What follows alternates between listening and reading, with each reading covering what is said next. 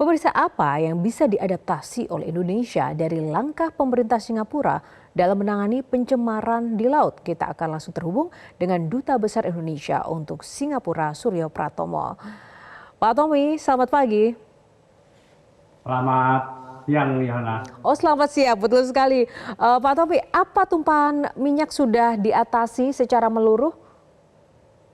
Sekarang ini dilaporkan bahwa semua sudah terkendali, bahkan beberapa tumpahan minyak yang ada di sekitar Pulau Sentosa sudah mulai diangkat, sementara laut juga sudah bersih, tetapi Marine and Port Authority tetap melakukan pemantauan dan melihat, memantau sejauh mana kemudian masih ada hal-hal yang perlu dibersihkan lagi dari tumpahan minyak dari kapal terapung yang ada di Pasir Panjang. Ya, Pak Tommy, seperti apa strategi Singapura dalam menangani tumpahan minyak ini jika mungkin dibandingkan apa yang terjadi di Indonesia selama ini?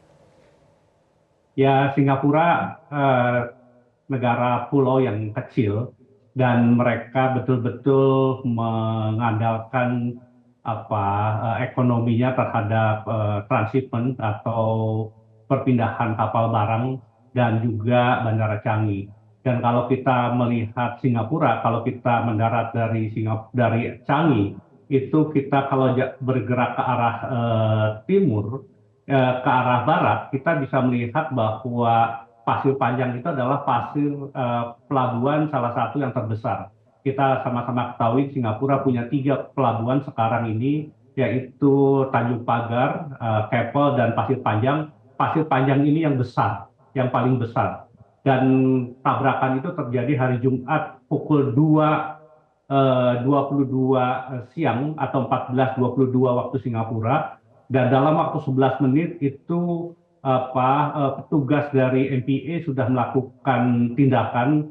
Pertama adalah melakukan penyemprotan kepada tumpahan minyak sebesar 400 ton yang keluar dari kapal yang tertabrak oleh Fox Maxima itu, dan kemudian eh, spray bahan kimia itu sejauh 3,1 kilometer persegi. Dan setelah itu mereka mengerahkan 18 kapal untuk memantau, 3 kapal untuk menyedot minyak yang sudah bisa tertangkap oleh cairan kimia yang disemprotkan, dan ada 18 drone yang kemudian memantau.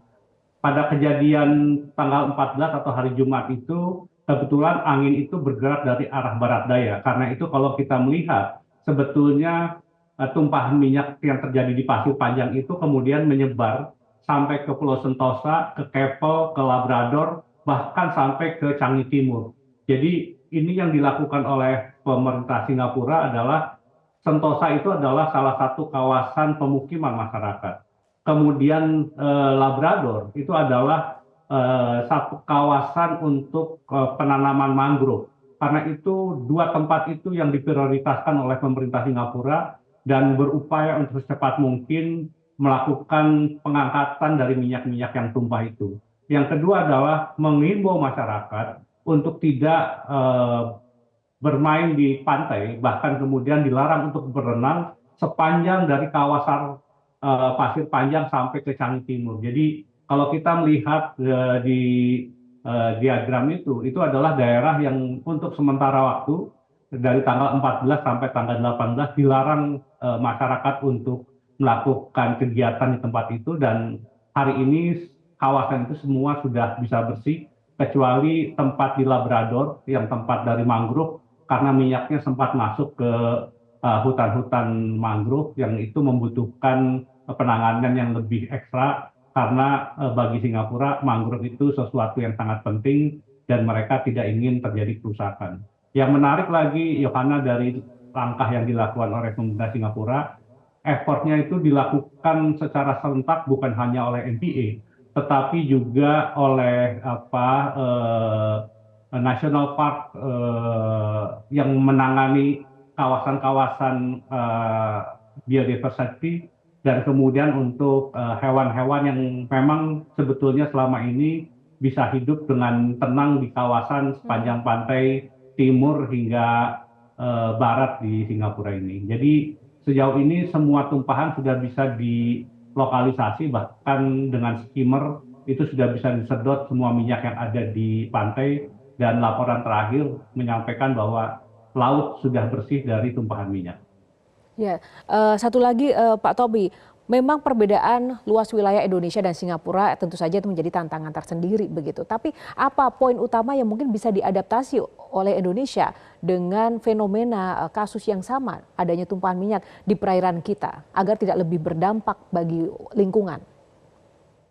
Memang kesiapan dan kesigapan. Jadi memang kejadian atau kecelakaan seperti ini tidak bisa dilakukan tanpa ada latihan. Karena itu drill itu sesuatu yang sangat rutin dilakukan oleh Singapura, dan Lembaga Kemaritiman dan Pelabuhan Singapura (MPA) itu mereka secara rutin melakukan latihan, dan memang kita bisa lihat kesigapan dari semua orang.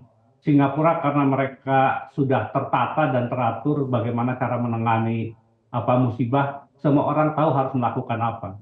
Dan bukan hanya dalam urusan penanganan seperti tumpahan minyak ini. Ketika COVID misalnya, itu mereka sudah tahu apa yang harus dilakukan, semua orang paham apa tugas dan tanggung jawab masing-masing. Juga dalam banyak hal, sistem ini yang menurut saya perlu kita adopsi, bahkan kemudian kita praktekkan.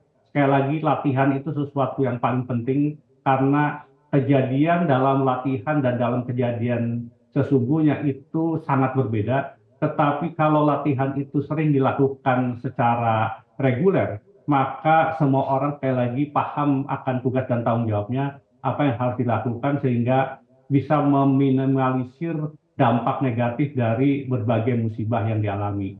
Singapura sendiri terakhir, Yohana, mengalami kondisi seperti ini tahun 1997.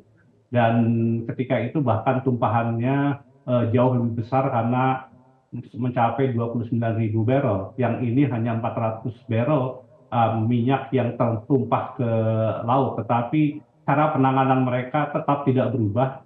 Dan sekali lagi, memang penanganan seperti ini tidak murah, tetapi dalam hal kejadian musibah seperti ini, persoalan harga atau biaya bukan concern paling utama, tetapi keselamatan lingkungan dan kemudian menjaga habitat itu jauh lebih penting. Karena itu pemerintah Singapura mengutamakan untuk menyelesaikan dulu masalah. Setelah ini baru kemudian mereka akan mencoba melakukan investigasi siapa sebetulnya yang bersalah. Karena nahkoda kapal Fox Maxima itu seharusnya adalah nahkoda yang sudah berpengalaman, tetapi dilaporkan ada kerusakan mesin dan kemudian alat kemudinya itu tidak bisa dikontrol sehingga menabrak kapal yang menjadi penampung atau kapal pensuplai minyak untuk kapal-kapal besar yang berlabuh di Pasir Panjang. Sekali lagi, Pasir Panjang sekarang ini salah satu pelabuhan terbesar di Singapura. Dari 3 pelabuhan Singapura, Tanjung Pagar, Keppel, dan Pasir Panjang, total setiap tahun mereka mengelola 30 juta TEU, dan sekarang sedang dibangun di sebelah barat Singapura, di Tuas, itu akan lebih besar, kapasitas 65 juta TEU, dan 3 pelabuhan yang ada sekarang ini nantinya akan ditutup dan hanya akan ada 1 pelabuhan yang kapasitasnya 2 kali lebih besar dari kapasitas yang ada di Singapura sekarang. Baik, terima kasih Bapak Suryo Pratomo, Dubes Republik Indonesia untuk Singapura, yang sudah meluangkan waktu bersama Metro Siang dan informasinya sangat lengkap sekali. Terima kasih Pak Tommy, salam sehat selalu. Jelajahi cara baru mendapatkan informasi. Download Metro TV Extend sekarang.